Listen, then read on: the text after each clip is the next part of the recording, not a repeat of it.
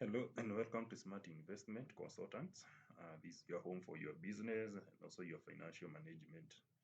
Today, I want us to look at something called pricing for your products. I don't know whether you have been in this situation in business whereby you are making a lot of sales, but by the end of the day, you are making no profits.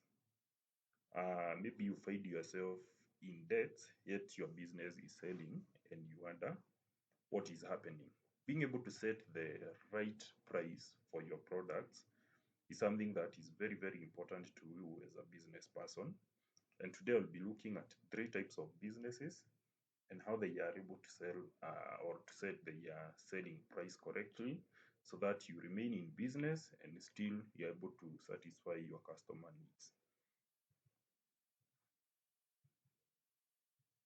So for the three businesses, I'll be looking at a retail business. You'll also be looking at if you are in manufacturing, or that is, if you are the one who makes products, and also we'll be looking at a service industry. So let's start with a resale business or a retail business. This is a business whereby you highly risk setting the wrong price for your products. So in retail business, you are dealing with reselling of products. I would say, for example, someone who is selling second-hand shoes. So I use an example, maybe for someone who is at Nakuru.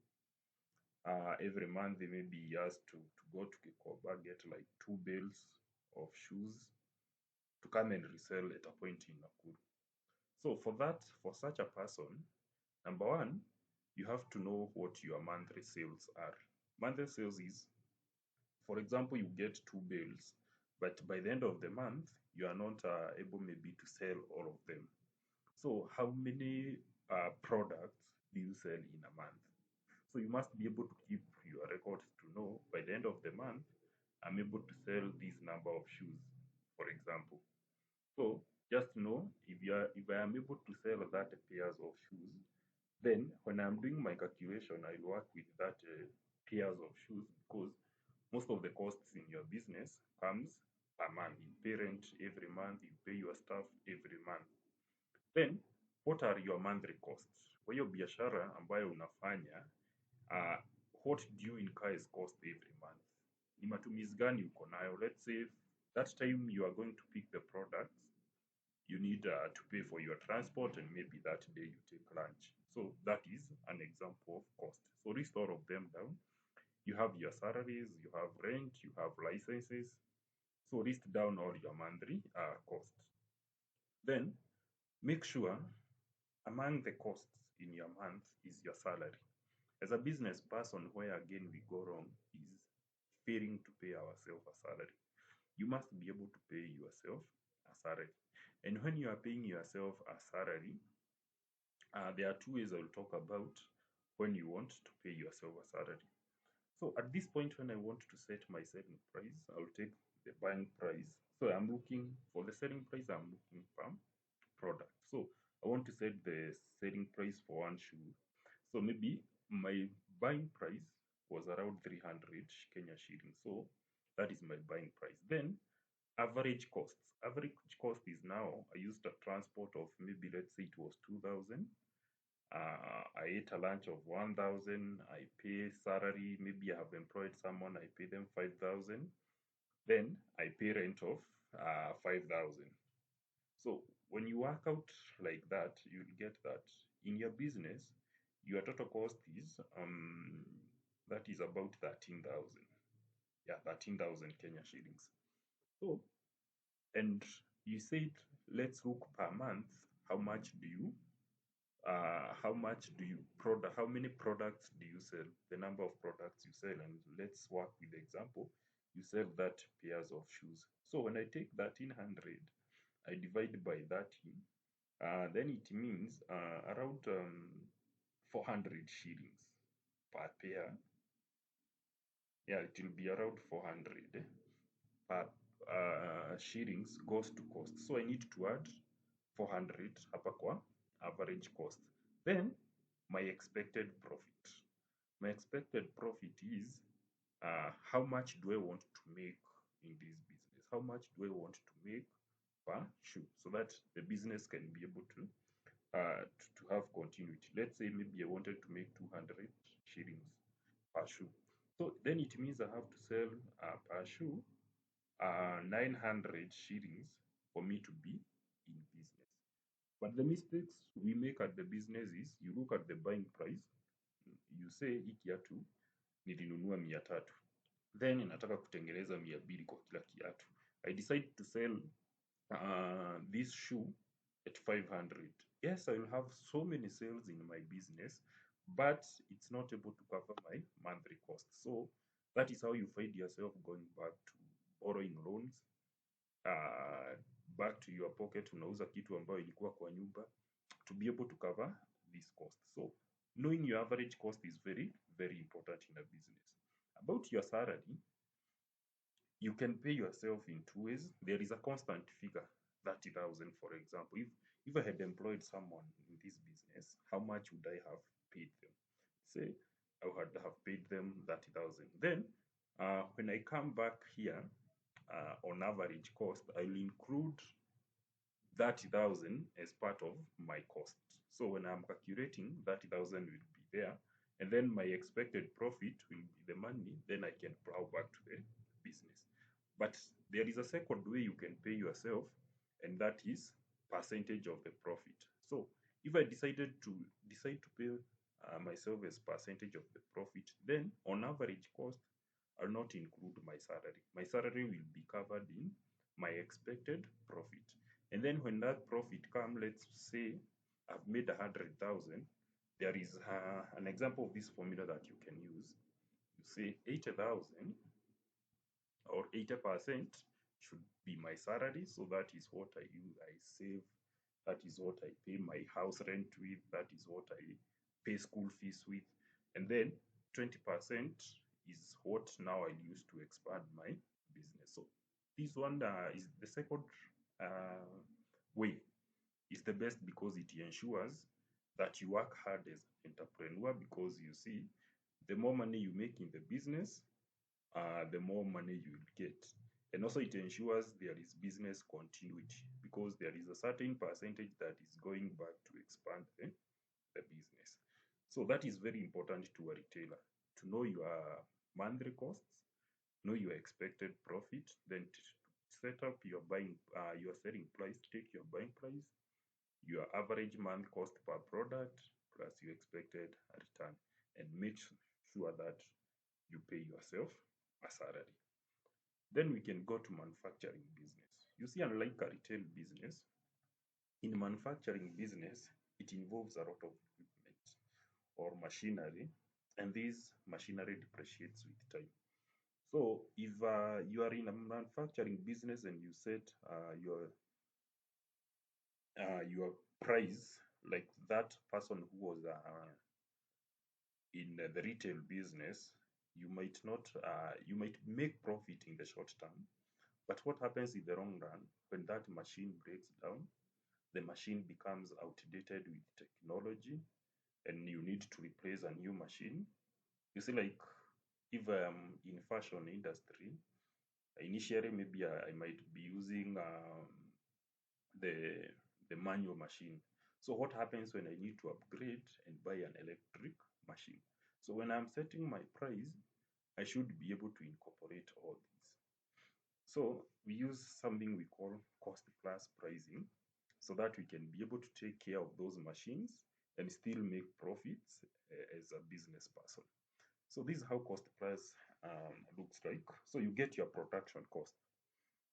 Production cost, or the variable cost, is when you ask yourself, what was the cost of making this product? If I am making a table, for example, I bought furniture, the wood, maybe I was using the wood. So I bought for this amount. There were other equipment like nails, the paints. I bought it for this amount. Some people hire a person in the business to make for them, and maybe mnalipishana a table, or they have a salary per day. So if you have hired a food, for example, the salary is also included there. So that is what I'm calling the production cost. Yani tengeneza hii kitu nilitumia pesa ngapi. After you have gotten your production cost, then for you to set your selling price, you multiply by 3. So if I used 3,000 to make a table, then I'm going to sell this table at 9,000. Why? That is what I have used. So 3,000 has gone to what I purchased as the materials plus maybe hiring a foodie and all that. Then the other 3,000, remember in this production, there were machinery that were used, and this machinery will stay there, but they are depreciating, zinapungua, and also one day they will break down, utahitaji repair those machines, and still maybe one day you need to replace the machine. So at that, ya hiyo pesa, now you save it in the business.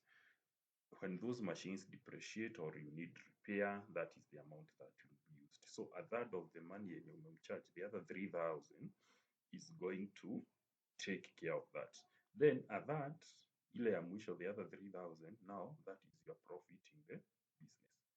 If you use this method as someone who is in manufacturing, this will ensure you'll never run out of business. You'll never go to borrow for you to replace a machine, or you find yourself in bad debts.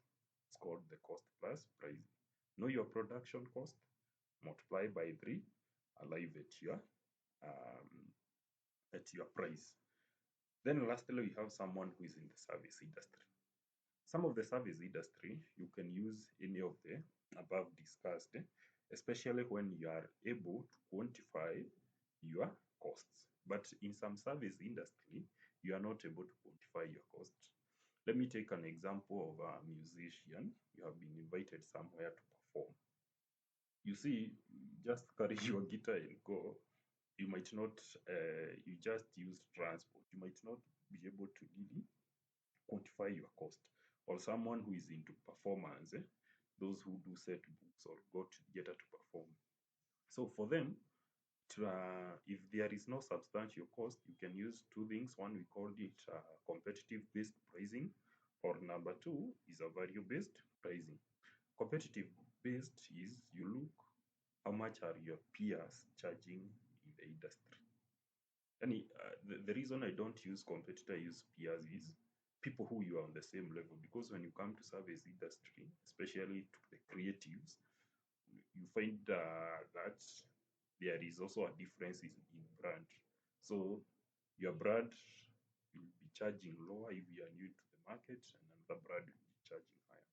So when I say about your peer, is you look someone you are in the same level in the industry.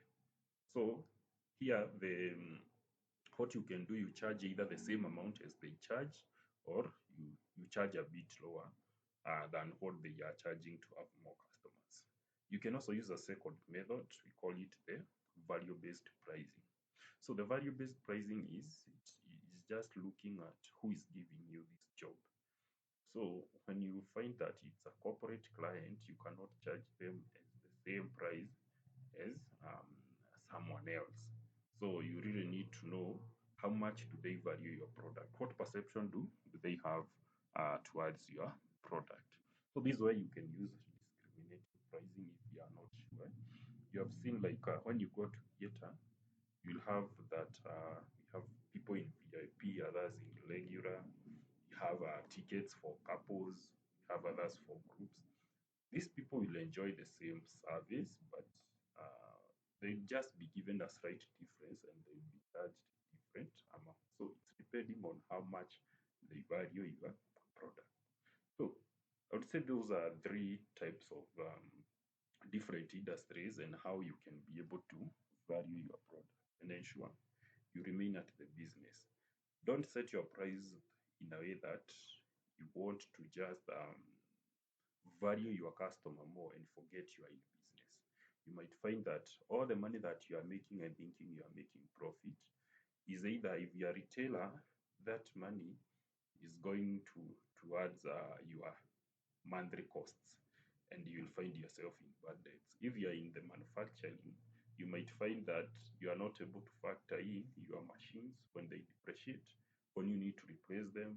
then you find yourself falling into bad debts or closing down the business because you did not factor in.